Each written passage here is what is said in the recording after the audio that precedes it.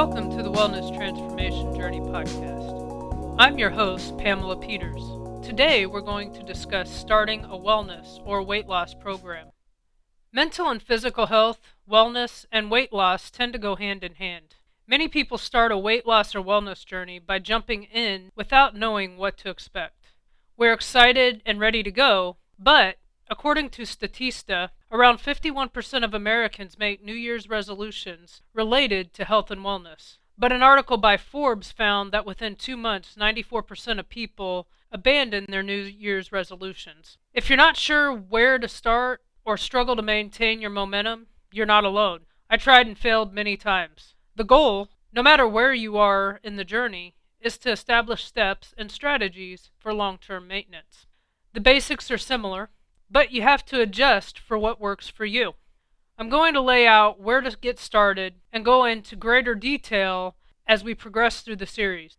Remember, changing a lifetime of habits doesn't happen all at once. It's a journey and takes time. I'm going to lay out 9 fundamentals that I followed in my weight loss and wellness journey. As a side note, I know some people who are listening may not be looking to lose weight and are wanting to improve their overall wellness. Use the strategies and tips that work for you. A wellness or weight loss journey ebbs and flows differently for everyone. The first fundamental, no matter what your reason is for being here, is to set goals. Goals are where you see yourself in the long term and short term. Think about where you want to see yourself in a few weeks, months, or years. It took time to get where you are now, so setting goals for different time periods keeps you motivated as you reach them.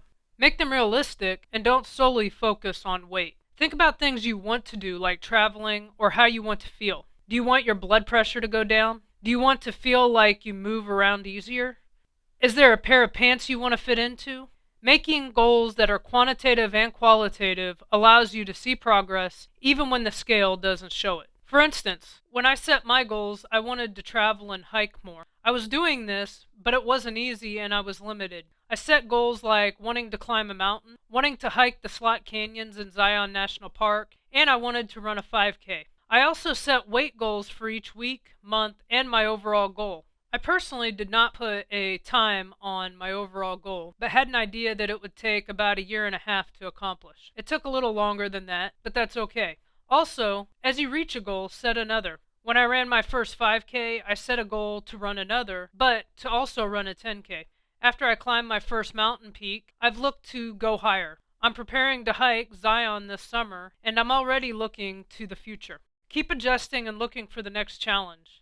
The level is different for everyone, so don't feel like you have to start really high with your goals and aspirations. If you're starting a weight loss journey, eat consistently in a calorie deficit, but don't go overboard in eating so little that you get sick or feel awful. Take in less calories than you burn, but pace yourself.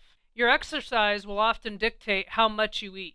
If you burn more, then you may need to eat more. It takes time for your habits to change. For instance, I was a mindless eater. I especially ate when I was bored or stressed. It took months to break this habit, and I can't honestly say that it's completely broken. Now if I want to snack, I eat foods that fit into my diet. For instance, fruits, vegetables, things like that. For women, consider your cycle.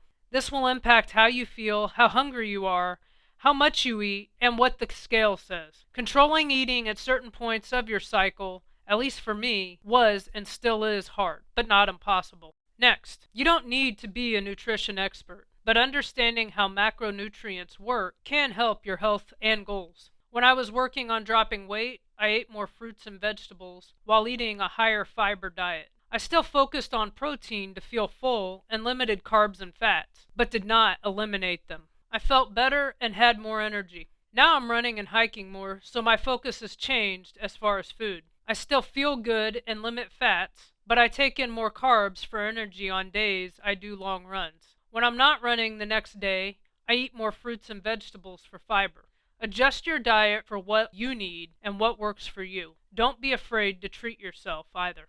Something that seems to always come into play with health and came up a lot with me is what's the latest diet trend?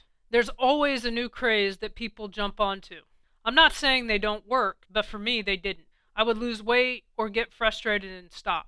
Often I talk to people who drop the weight then struggle to maintain after a diet. Or they break their diet for a few days or weeks and think they can't get back on. First, you can always get back on. Once I understood that, it changed the way I looked at food and other areas of my health. I actually found a break from worrying about my diet was refreshing. No matter what, if you choose to follow a diet trend, research it and ensure it is something you can follow. Or do your research and develop a system that you can follow for years. Understand this is a lifetime commitment. You're not only losing weight and gaining health and wellness, but you're also trying to maintain it. Another strategy that can help with your journey, whether it's weight loss or mental health, is meal prepping. This became a life changer for me. It's amazing how mentally taxing it can be to try to determine what you're going to eat. It's also not that time consuming. If you don't want to eat the same meals 3 to 5 days a week, make a few meals and freeze some. I always have spares in my freezer. I meal prep on Sundays for a few hours. I still make dinner most of the time during the week because I like cooking, but I have meals in the freezer so I can choose not to cook if I want to. I feel less pressure this way and tend to avoid snacking a lot. It's also a great alternative to eating out regularly, which saves me time, anxiety, and money. Engaging in intentional daily movement is life-changing, both mentally and physically. Many people believe exercise means going to the gym, intensely working out, and sweating a lot. But it doesn't have to be like that. We all start at different levels in our journey and have different expectations. Starting doesn't have to be intimidating. You can start slow by setting aside time once a day for 15 to 30 minutes to walk, do yoga, or lift weights. As it gets easier, progress forward. Increase your intensity, increase your time, increase your weight. Also change it up. The most important part of daily movement is that it allows us to relax. It also helps us get over or prepare for a stressful day. And it allows us to feel good about ourselves. Mindfulness helps maintain focus in our daily lives or when we're eating. Mindful eating was something that was new to me, but it means focusing and recognizing what you are eating. It slows you down and you notice how much you're consuming. And it sounds odd, but it eliminates mindlessly consuming. Similarly, practicing mindfulness in our daily lives can make you feel more relaxed and in control of yourself. As little as 2 to 5 minutes a day can relax you. I practice mindfulness in the mornings and before I go to bed. I simply lay in my bed and listen to my breath in the silence. It calms me before or after a long day.